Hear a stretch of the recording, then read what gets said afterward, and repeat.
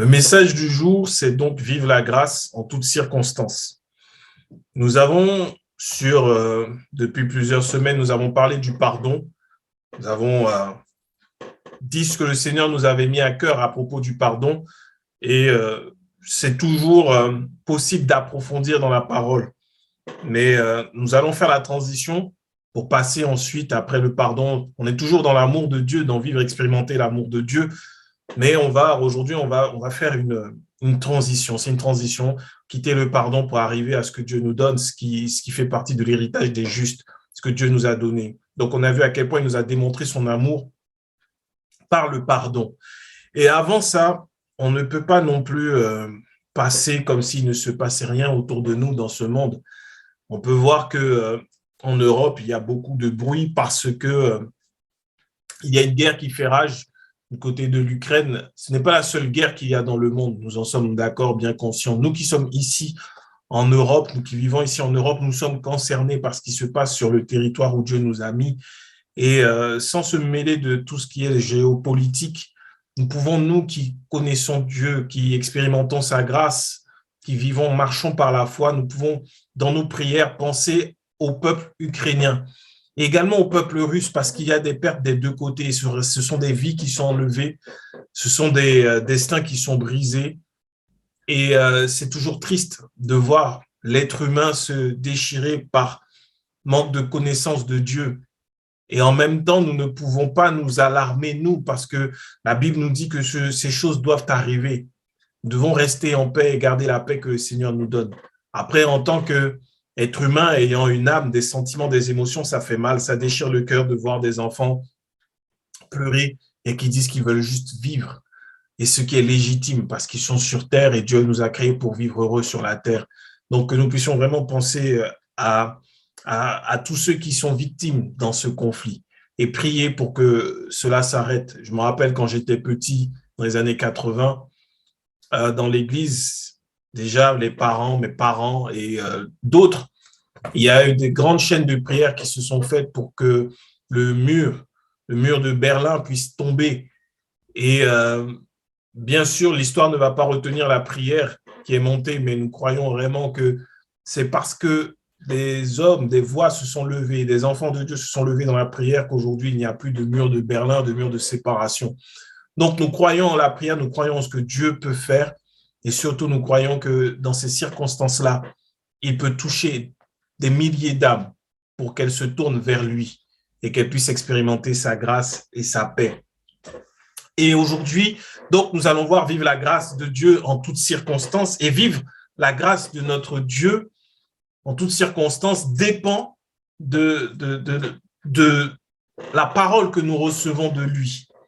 Nous avons vu le pardon, nous avons vu comment il était important de pardonner de tout notre cœur et que pardonner de tout notre cœur nous donnait accès à la grâce, à la grâce pleinement parce que c'est la parole de Jésus-Christ. Et aujourd'hui, on va s'arrêter sur le livre de Jean au chapitre 14. Jean 14 seulement.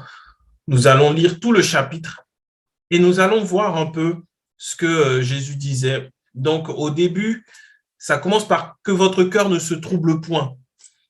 Jésus, au moment où il le dit, c'est juste après qu'il ait annoncé aux apôtres qu'ils allaient le trahir, particulièrement à Pierre qui allait le renier. Donc, dans le chapitre 13, c'est ce qui se passe à la fin du chapitre 13. Et après, Jésus, pour rassurer les apôtres, il leur dit donc que votre cœur ne se trouble point. Croyez en Dieu et croyez en moi. Il y a plusieurs demeures dans la maison de mon Père. Si cela n'était pas, je vous l'aurais dit. Je vais vous préparer une place. Et lorsque je m'en serai allé et que je vous aurai préparé une place, je reviendrai et je vous prendrai avec moi, afin que là où je suis, vous y soyez aussi. Vous savez où je vais et vous en savez le chemin. Jésus dit ça pour rassurer ses apôtres. Pourquoi? Parce qu'ils vont passer par des moments difficiles, des moments extrêmement difficiles. Et il les rassure. Pourquoi? Parce que la grâce de Dieu, elle s'expérimente, elle se vit en toutes circonstances. En toutes circonstances. Et c'est ce que Jésus va leur enseigner, il va leur dire comment. Et c'est ce que nous voyons. Au verset 5, Thomas lui dit, mais Seigneur, nous ne savons où tu vas. Comment pouvons-nous en savoir le chemin? Jésus lui dit, je suis le chemin, la vérité et la vie. Nul ne vient au Père que par moi. Si vous me connaissiez, vous connaîtriez aussi mon Père. Et dès maintenant, vous le connaissez et vous l'avez vu. Philippe lui dit, Seigneur, montre-nous le Père. Et cela nous suffit. Jésus lui dit, il y a si longtemps que je suis avec vous et tu ne m'as pas connu, Philippe. Celui qui m'a vu a vu le Père. Comment dis-tu, montre-nous le Père? Ne crois-tu pas que je suis dans le Père et que le Père est en moi? Les paroles que je vous dis, je ne les dis pas de moi-même. Et le Père qui demeure en moi, c'est lui qui fait les œuvres. Croyez-moi, je suis dans le Père et le Père est en moi. Croyez du moins à cause de ses œuvres. En vérité, je vous le dis, celui qui croit en moi fera aussi les œuvres que je fais. Il en fera de plus grandes parce que je m'en vais au Père. Et tout ce que vous demanderez en mon nom, je le ferai, afin que le Père soit glorifié dans le Fils. Si vous demandez quelque chose en mon nom, je le ferai. Si vous m'aimez, gardez mes commandements. Et moi, je prierai le Père et il vous donnera un autre consolateur, afin qu'il demeure éternellement avec vous. L'Esprit de vérité que le monde ne peut recevoir parce qu'il ne le voit point et ne le connaît point. Mais vous, vous le connaissez car il demeure avec vous et il sera en vous. Je ne vous laisserai pas orphelin, je viendrai à vous. Encore un peu de temps et le monde ne me verra plus. Mais vous, vous me verrez car je vis et vous vivrez aussi. En ce jour-là, vous connaîtrez que je suis en mon Père et que vous êtes en moi et que je suis en vous. Celui qui a mes commandements et qui les garde, c'est celui qui m'aime. Et celui qui m'aime sera aimé de mon Père. Je l'aimerai et je me ferai connaître à lui. Jude, non l'Iscariote, lui dit, Seigneur, d'où vient que tu te feras connaître à nous tous et non au monde? Jésus lui répondit, si quelqu'un m'aime, il gardera ma parole et mon Père l'aimera. Nous viendrons à lui et nous ferons notre demeure chez lui. Celui qui ne m'aime pas ne garde point mes paroles. Et la parole que vous entendez n'est pas de moi, mais du Père qui m'a envoyé.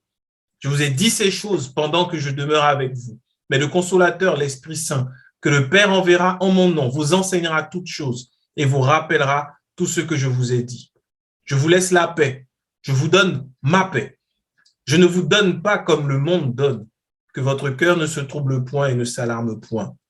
Vous avez entendu ce que je vous ai dit. Je m'en vais et je reviens vers vous. Si vous m'aimiez, vous vous réjouiriez de ce que je vais au Père, car le Père est plus grand que moi. Et maintenant, je vous ai dit ces choses avant qu'elles arrivent, afin que lorsqu'elles arriveront, vous croyiez. Je ne parlerai plus guère avec vous, car le prince de ce monde vient, il n'a rien en moi, mais afin que le monde sache que j'aime le Père et que j'agis selon l'ordre que le Père m'a donné, levez-vous, partons d'ici. Merveilleux passage de l'Écriture avec énormément de grâce dedans, de vie. Il y a une chose que nous devons savoir, c'est qu'en Christ, les paroles de Jésus-Christ, les paroles de Jésus sont la vérité. Car le Père est en lui, il est dans le Père, ses paroles. C'est pour cela que la foi vient de la parole de Christ.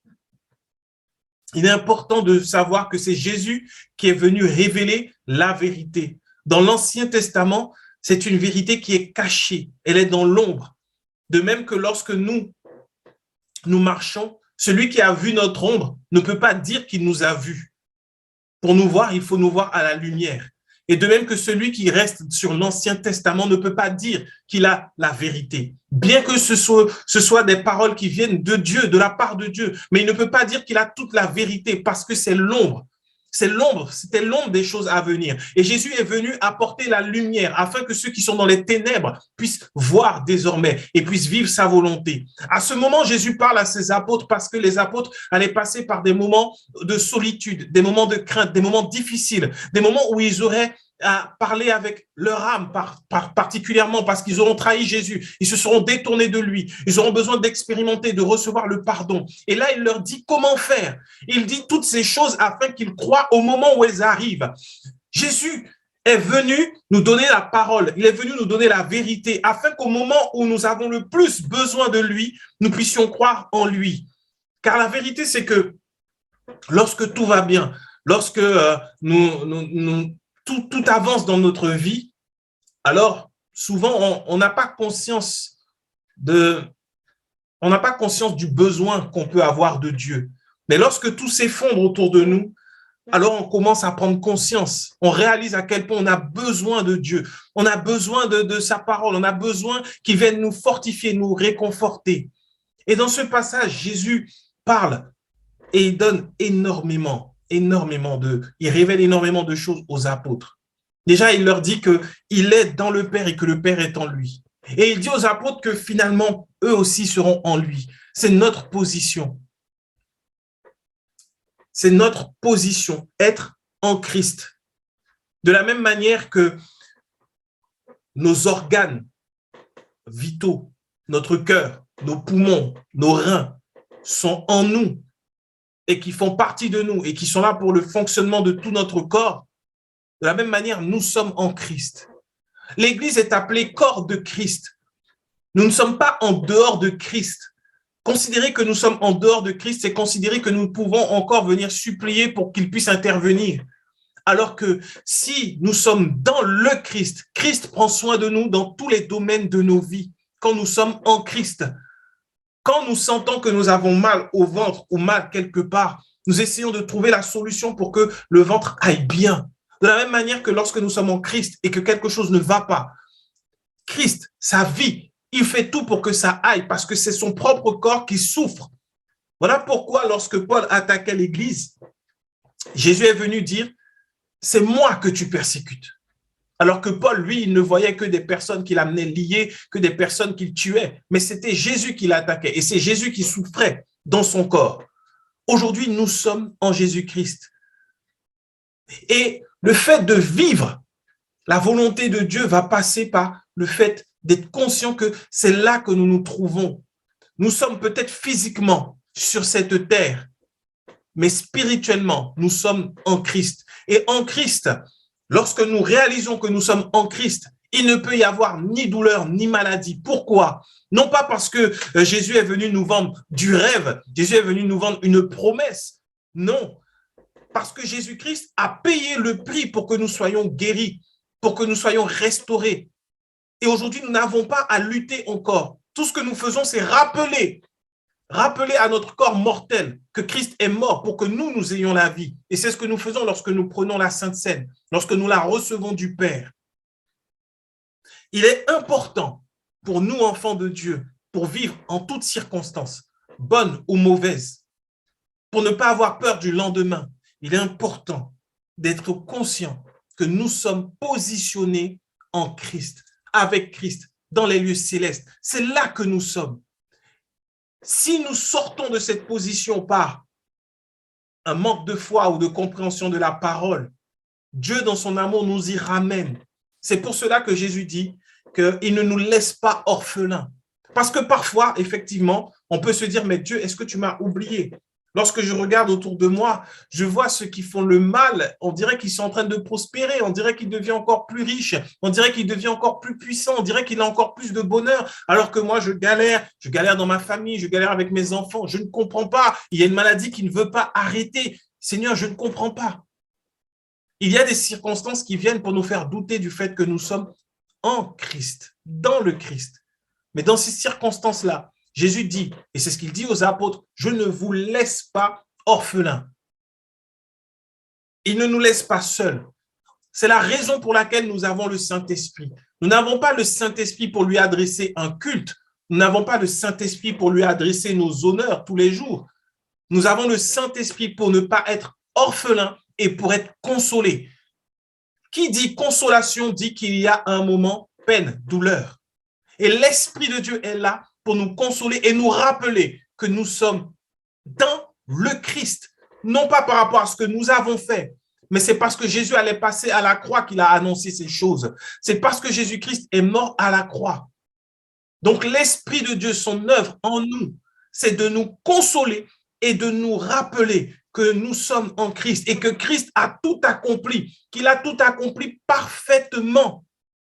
Et si Christ a tout accompli parfaitement, ce que nous vivons donc est donc un mensonge. C'est pour cela que Jésus va dire à ses apôtres que celui qui va venir en nous, c'est l'esprit de vérité que le monde ne connaît pas et qu'il ne peut pas recevoir. La vérité n'est pas supportable pour le monde.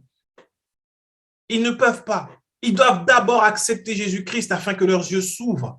Mais nous qui sommes en Christ, quand les circonstances viennent pour nous faire douter, c'est là que l'Esprit lui-même, l'Esprit Saint vient agir afin que nous puissions réaliser, waouh, mais pourquoi je suis abattu, pourquoi je suis stressé? Je suis dans le Christ. Nous sommes dans le Christ et nous recevons sa vie.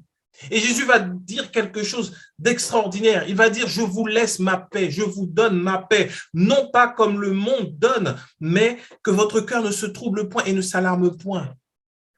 La paix de Dieu, cette paix est ce que le monde recherche.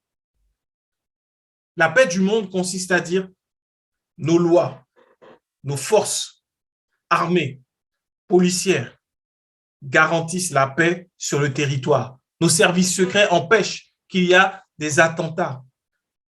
Mais il est triste de voir que malgré tout ce qui peut se déployer dans un pays, et même un pays où il n'y a pas de guerre, la population peut ne pas être en paix.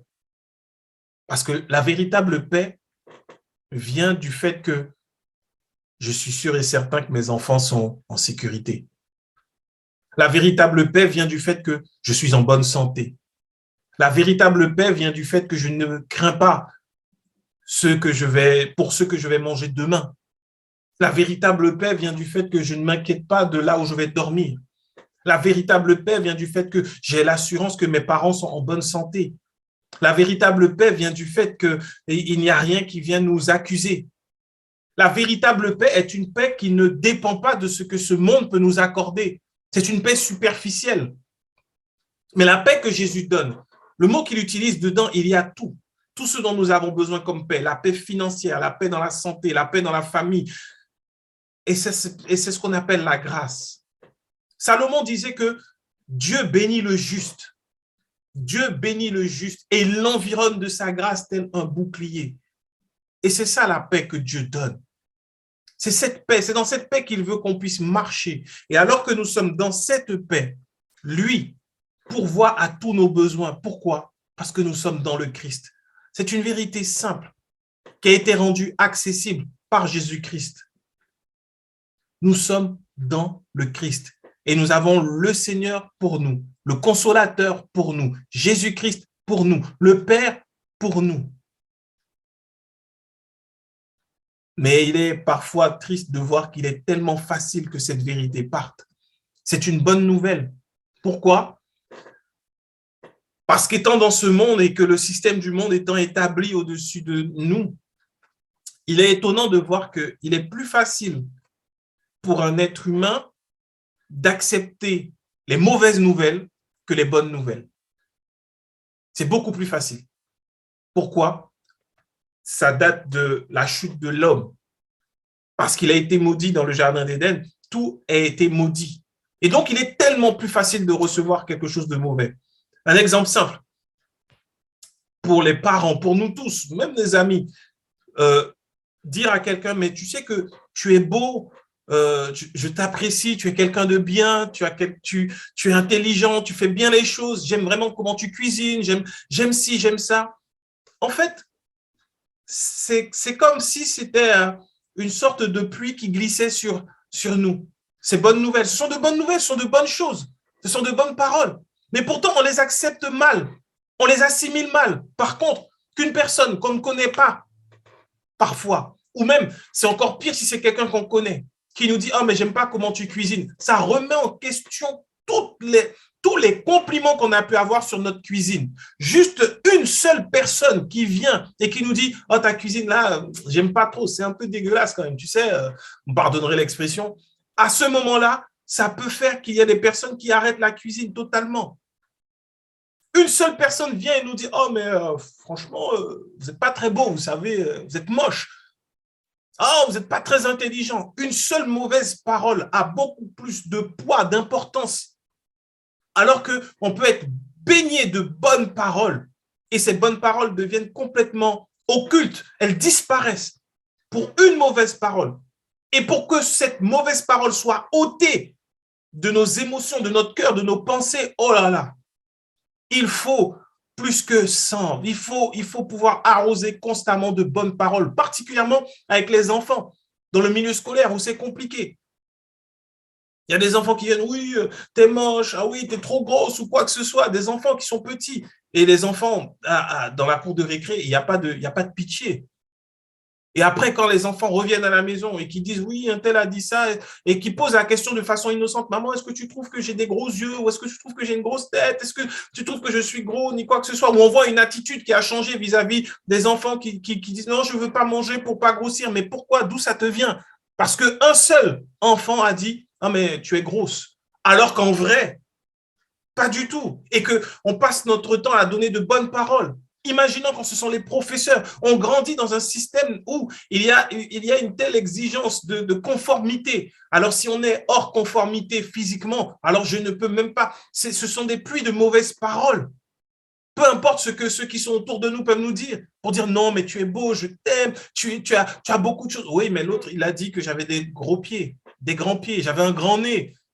Et c'est ainsi qu'on va détruire son propre corps à cause de ces mauvaises paroles, parce qu'elles vont porter du fruit et il y aura des actes derrière. Et ce que Dieu veut que l'on puisse accepter, c'est la bonne nouvelle de l'Évangile qui est chargée de bénédiction et qui est remplie de vie.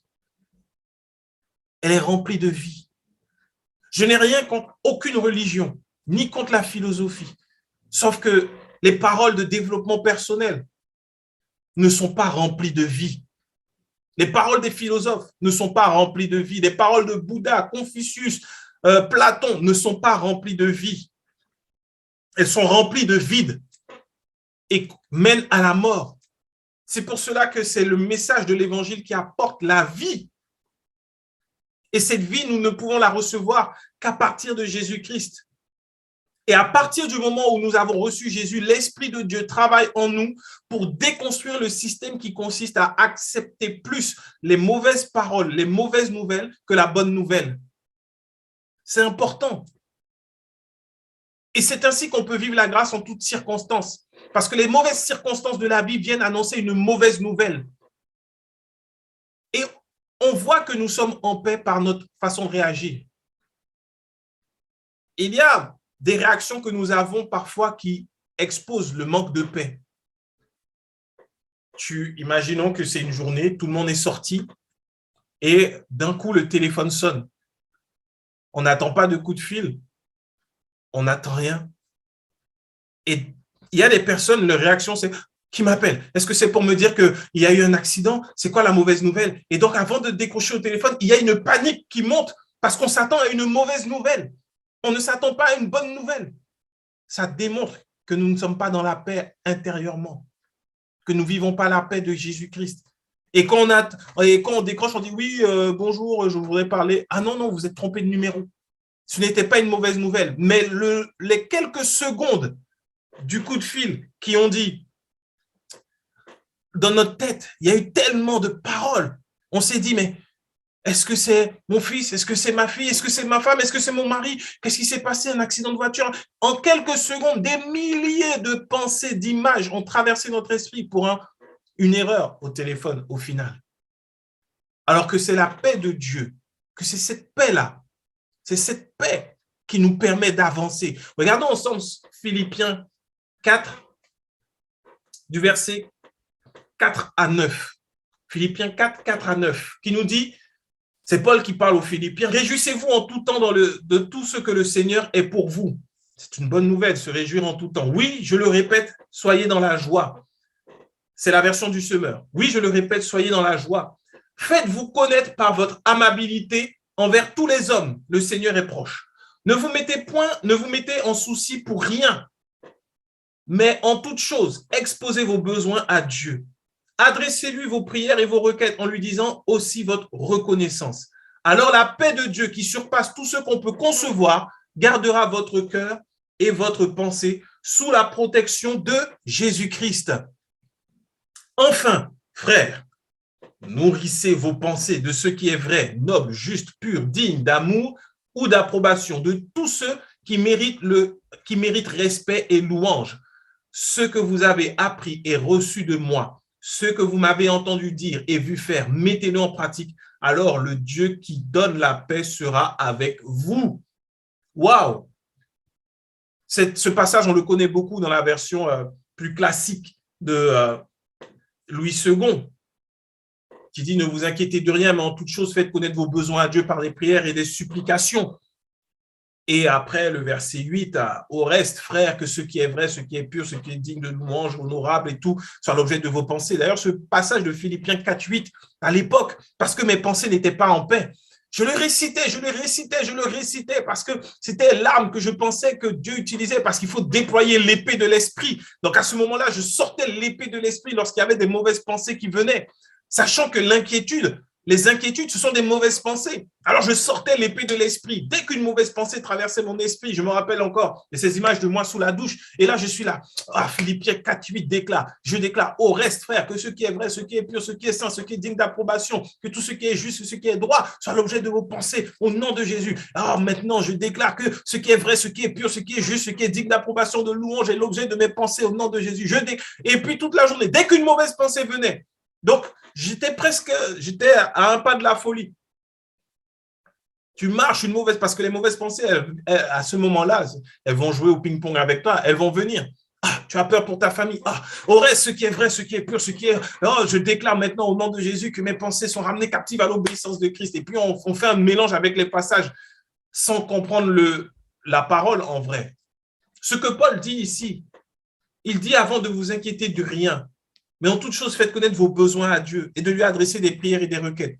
Avoir des peurs, avoir des pensées, des circonstances qui viennent nous ébranler, qui viennent nous faire douter, ça arrive. Les apôtres sont passés par là.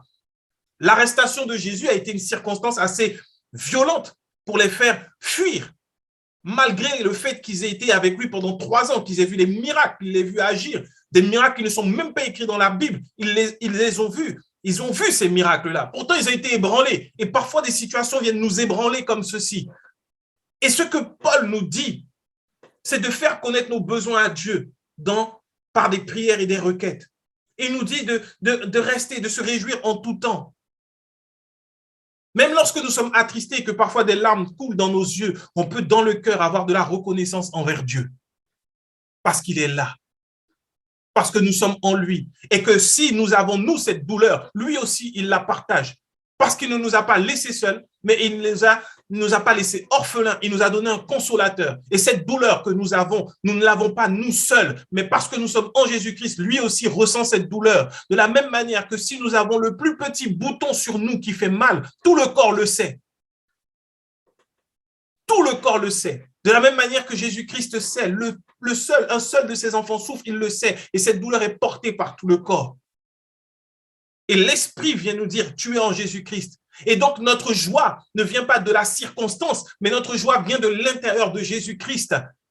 Parce que nous ne sommes pas seuls. Et c'est pour cela qu'il est écrit que la joie du Seigneur est notre force.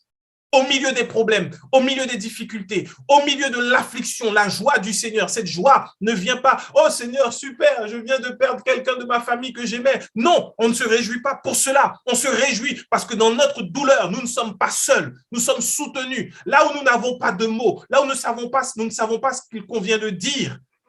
Il y a des circonstances où nous sommes dans le silence, on ne peut rien dire, on ne sait pas ce qu'il convient de dire. Et personne n'a une seule parole pour nous réconforter. Personne, pas même nos plus proches, personne n'a une parole qui pourra nous soutenir. Mais notre réjouissance vient du fait que je suis en Jésus-Christ et cette douleur, je ne la porterai pas seule et je ne la porterai pas toute ma vie. En l'apportant à Jésus-Christ par nos prières, par nos requêtes, alors, avec notre reconnaissance, il vient, il enlève cette peine.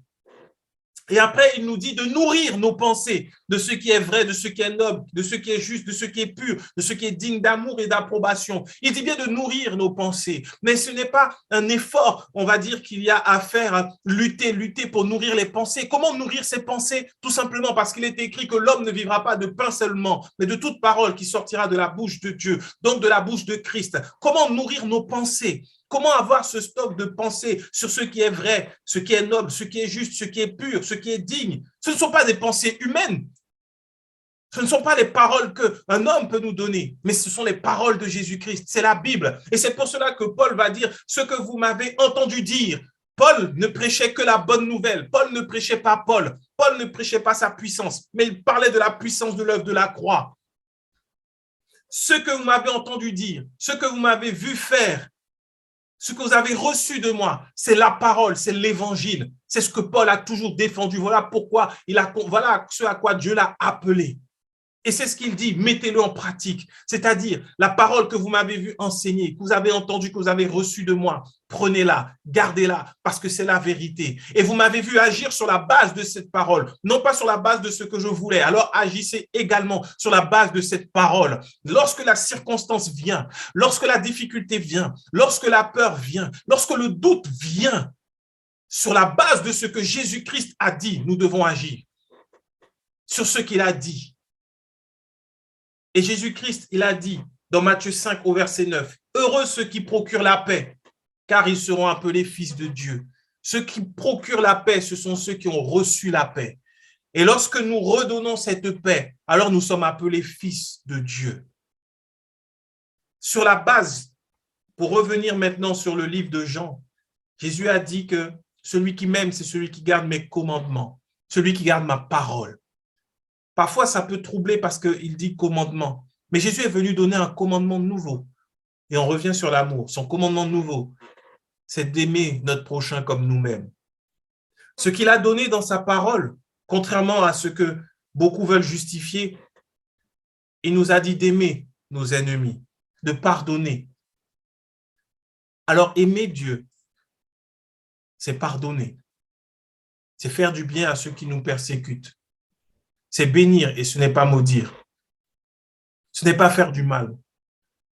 C'est laisser venir à Jésus-Christ quiconque veut venir à lui, petit comme grand. Aimer Dieu, c'est marcher comme Jésus-Christ, avoir compassion pour son prochain, ne pas juger et voir ceux qui sont éloignés de Dieu comme étant des brebis errantes qui ne connaissent pas le bon berger. Et à ce moment-là, les portes de la grâce s'ouvrent devant nous et nous pouvons vivre cette grâce en toutes circonstances. Parce que devant celui qui ne connaît pas Dieu, alors, parce que nous n'allons pas réagir comme voulant défendre Dieu, mais voulant manifester sa nature, alors celui-là pourra dire, pendant longtemps j'ai attaqué les chrétiens, pendant longtemps j'ai cherché des querelles aux chrétiens, mais j'ai rencontré quelqu'un qui ne m'a jamais répondu en me faisant du mal. J'ai rencontré quelqu'un qui m'a toujours aimé malgré tout ce que je pouvais dire sur ce en quoi il croyait. Je crois que cette personne-là croit vraiment en Dieu parce qu'il ne m'a pas jugé, parce qu'il ne m'a pas fermé les portes de son cœur alors que moi, j'essayais de l'humilier. Les circonstances, toutes circonstances, toutes, il n'y en a pas une qui ne soit pas une bonne occasion de parler de Jésus-Christ, de manifester Jésus-Christ. Nous sommes en Jésus-Christ. C'est là notre place. Je le redis encore, c'est simple, mais c'est le plus difficile à accepter. Être en Jésus. Si mon cœur est dans ma cage thoracique, quand on vient me faire du mal, mon cœur ne peut pas sortir de ma cage thoracique, prendre une épée et se défendre lui-même parce que ce que l'on a dit m'aura fait mal au cœur. En revanche, moi qui porte ce cœur, je peux m'assurer que le cœur reçoive le médicament dont il a besoin par rapport à ce qui lui fait mal. C'est ainsi que notre Père agit vis-à-vis de nous. C'est pour cela que Jésus-Christ est mort, pour que nous soyons en lui. En lui. Réalisons bien la maladie, la douleur de nos enfants, les problèmes financiers, moraux, la solitude ne sont pas en nous. Ce n'est pas une projection de l'esprit qu'on demande de faire. C'est la vérité. Nous les ressentons, oui, mais cela, ce n'est pas notre problème. C'est le problème de celui en qui nous sommes. C'est le problème de Jésus. Nous sommes en lui, par la foi. C'est le seul lien que nous devons chercher à préserver, à garder. Nous devons nous battre, lutter pour la foi, garder la foi, croire en Jésus-Christ. C'est là le seul combat que nous avons à mener. C'est le seul bon et beau combat, merveilleux combat, le combat de la foi. Celui dont Paul va parler, il va dire, j'ai combattu le bon combat, j'ai gardé la foi. Il n'y a pas de combat pour chasser des démons. Il n'y a pas de combat pour vivre et ne pas tomber dans le péché. Le combat véritable, c'est de croire que Jésus-Christ est mort pour nous et que désormais, nous sommes en lui. Nos peines, nos douleurs, nos fardeaux ne nous appartiennent pas, ne sont plus à nous, ne nous concernent plus. Elles concernent Jésus. C'est le fonctionnement naturel et humain qui consiste à dire, bon, maintenant, il faut que je gère tel problème, il faut que je gère tel problème, il faut que j'arrive à gérer. Non, aujourd'hui, Dieu veut que tu lui laisses tout gérer par Jésus-Christ. L'Esprit de Dieu est là pour ça. Laissons-le faire. Que tu aies mal aux pieds, à l'oreille, au nez, à la main, aux côtes. Cela concerne pas les côtes, ni le nez, ni le pied, ni les oreilles. Ça te concerne toi. C'est toi qui vas faire la démarche d'aller voir un médecin, qui va faire la démarche de prendre un médicament, d'appliquer une pommade, parce qu'il y a une douleur dans un membre. Et Jésus-Christ est là pour ça, en toutes circonstances. Et il nous a donné tout ce dont nous avons besoin, particulièrement par le pardon. Il sait à quel point le manque de pardon peut détruire de l'intérieur. Ça vient ronger de l'intérieur. Tout ce que nous ne donnons pas à Jésus-Christ, alors qu'il est là pour ça, nous sommes morts du corps de Christ. Si nous ne lui apportons pas nos soucis, nos fardeaux, nos douleurs, nos maladies, par la foi, pas par la peur, pas par une mentalité d'esclave pour dire que Seigneur, je dois faire ce qui est bien et en retour, tu me donneras ce qui est bien. Non, pas par cette mentalité-là, mais par la foi. Seigneur, je suis en toi et ma vie t'appartient. Si la maladie peut demeurer sur Christ, alors elle demeurera en moi. Mais si elle ne peut pas demeurer sur Christ, elle ne demeurera pas en moi parce que je suis en Christ. Voilà la foi. Si la pauvreté peut demeurer sur Christ, alors elle demeurera sur moi. Mais si en Christ, il n'y a aucune pauvreté, je ne serai pas pauvre. C'est ça la foi. C'est ça la foi, tout simplement. Mais lorsque, quelle que soit la chose, nous la déconnectons de la foi et nous voulons gérer tout seul, ça finit par faire ce que nous voyons dans notre corps naturel. Un cancer, des cellules qui se retournent contre elles-mêmes, qui ne fonctionnent plus bien, qui n'obéissent plus au fonctionnement du corps. Et c'est malheureux de voir à quel point le cancer, les maladies auto-immunes viennent ronger le corps, alors que Dieu veut tout prendre. Tout. Il veut tout prendre, parce qu'à lui toute la gloire. En retour, il nous donne tout ce dont nous avons besoin. Dieu veut tout prendre. Ne gardons rien pour nous. Ce sentiment de solitude qui te fait mal, apporte-le à Jésus-Christ.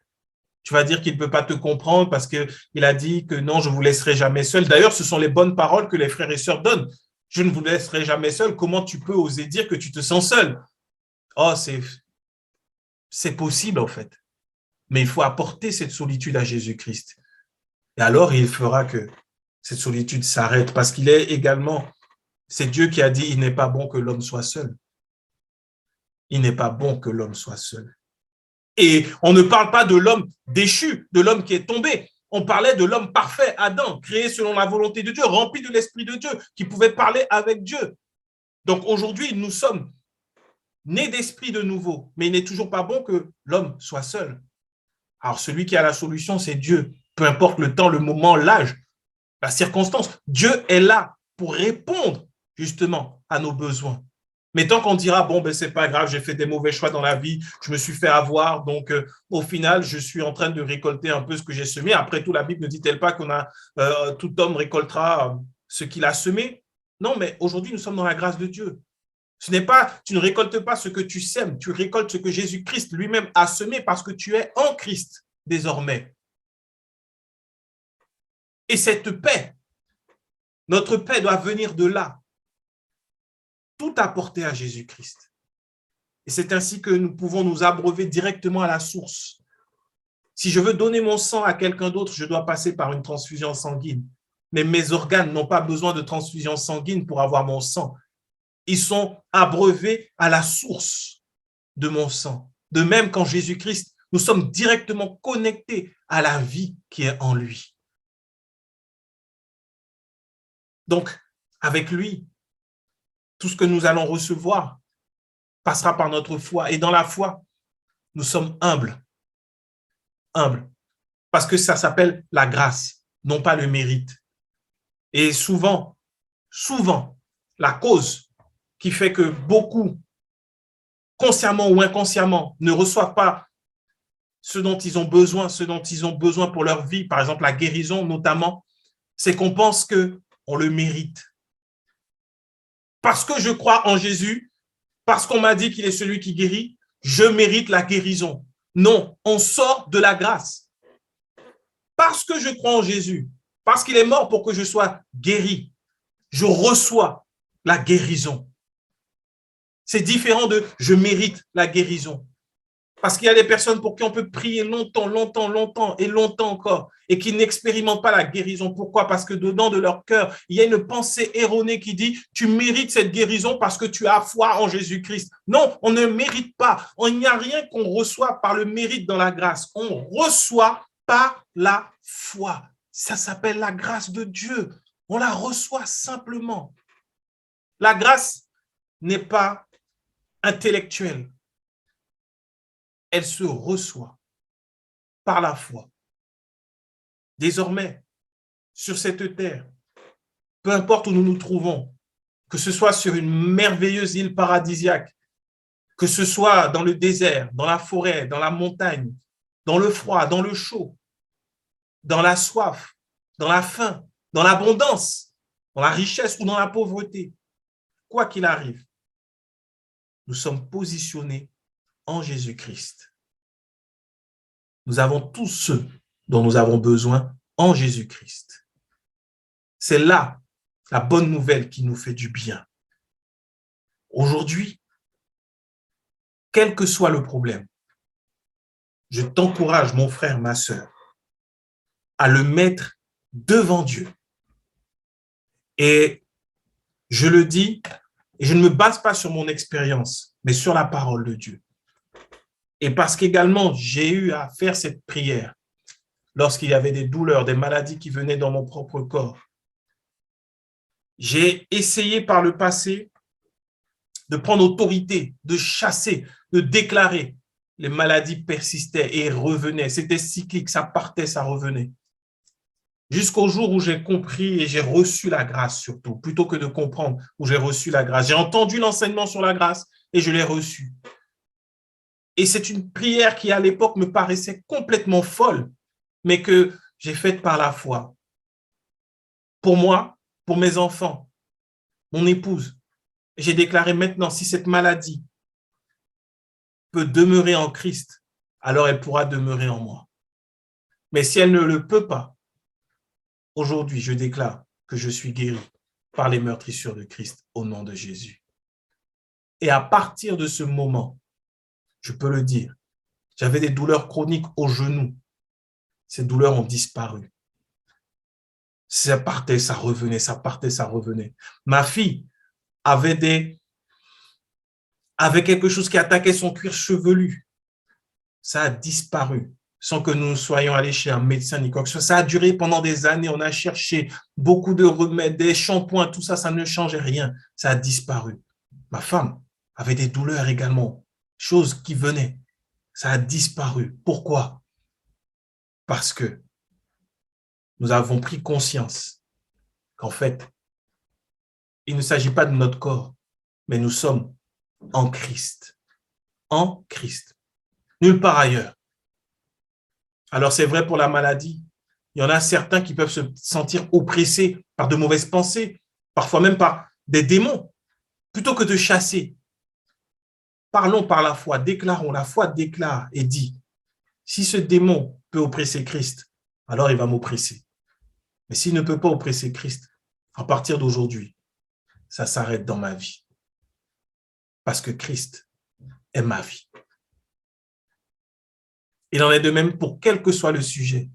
Si la solitude peut être l'héritage, le partage de Jésus-Christ, alors je suis d'accord de ressentir cette solitude.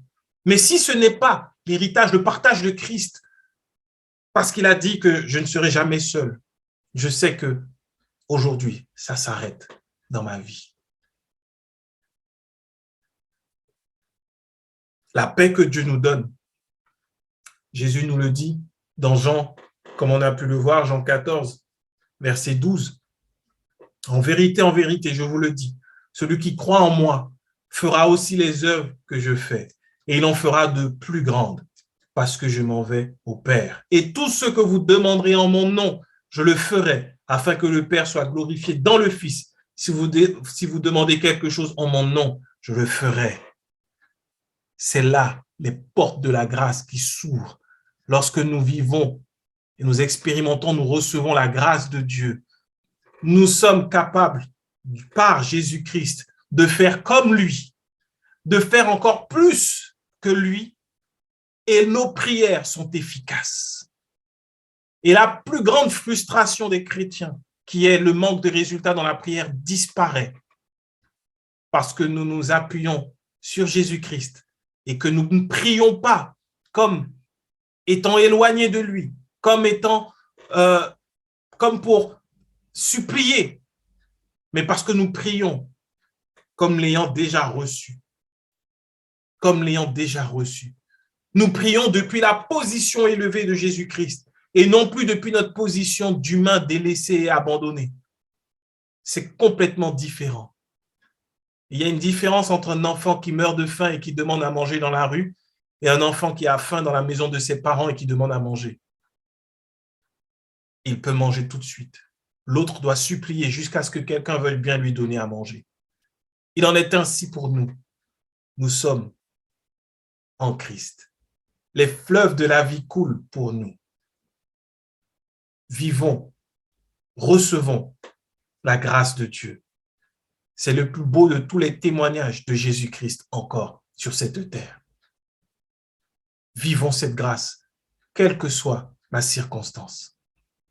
Amenons-la à Jésus et Jésus la règle, car nous sommes en Christ. Et en Jésus-Christ, je finirai avec cette parole, nous sommes bénis de toutes les bénédictions dans les lieux spirituels. Amen. Je vais prier maintenant par rapport à ceux qui ont, ça me vient de ceux qui souffrent dans leur corps encore, avec des maladies. Là où tu te trouves, chez toi, au moment où tu reçois ce message, pose ta main là où tu souffres. Ou si c'est général dans le corps, il y a eu un diagnostic, pose juste la main alors sur le corps, là où tu veux.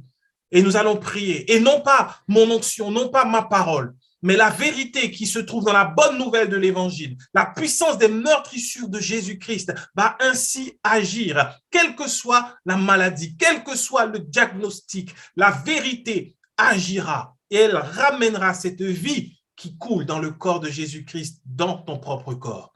Maintenant, là où tu es, ferme les yeux seulement et regarde à la croix de Jésus-Christ lorsqu'il a dit « Tout est accompli ».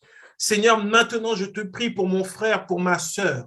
Tu vois cette main posée comme étant un point de contact entre ta grâce et le corps humain naturel. Tu nous as positionnés en Christ par la foi. Maintenant, au nom de Jésus, nous déclarons qu'aucune maladie ne peut s'attacher à Christ parce que par ces meurtrissures, nous avons été guéris. Donc, nous réprimons toute forme de maladie qui prospérait dans nos corps. À partir de maintenant, dans les corps de mon frère, de ma sœur, nous déclarons que la puissance de la vie qui est en Jésus-Christ dans ces meurtrissures agit maintenant. Et Seigneur, que ce soit des vagues et des vagues d'eau vive, de vie maintenant qui envahissent de la plante des pieds jusqu'à l'extrémité de la tête, que tu puisses parcourir l'être entier maintenant.